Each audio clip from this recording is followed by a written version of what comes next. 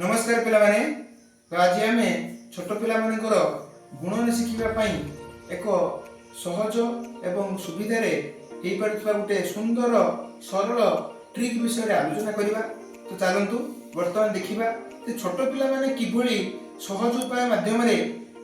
गुणन को करें। पिलामाने देखु आम गुणन करने दुईटा संख्या नहीं गोटे है 432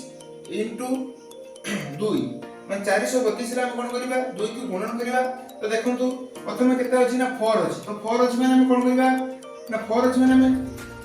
1 2 3 4 चारटा कर पाले तापर कौन अछि 3 अछि टिके छडी की 1 2 3 तीनटा कर पकड़े तापर 2 अछि 1 2 कर पकड़े तापर तळे जति की गुणा जीव ताको साइड बाय साइड कर करजु यानी 1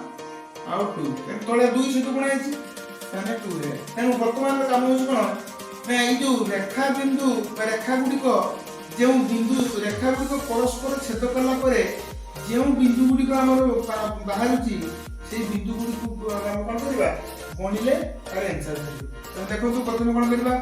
2 into 2 तेनु केते हबो 1 2 3 4 ए जो रेखा गुडिक जे संयोग करछि ता संयोग बिंदु गुडिक बा छेद बिंदु गुडिक गणाइ then 2 into 2 केते हबो ना 1 2 3 4 तेनो केते लगा ना 4 तापर एटी केते अछि 3 into 2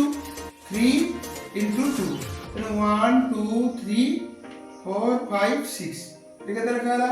6 तापर अछि 4 into 2 तेनो 4 into 2 केते हबो ना 1 2 3 4 5 6 7 8 तुम 8 14 बिंदु अछि 8 तने तार उत्तर हेरा केते ना 864। तो एई बोली भाबरे आपण जे कोनोसी गुणन को सहज सुविधा माध्यम रे करि परिबे।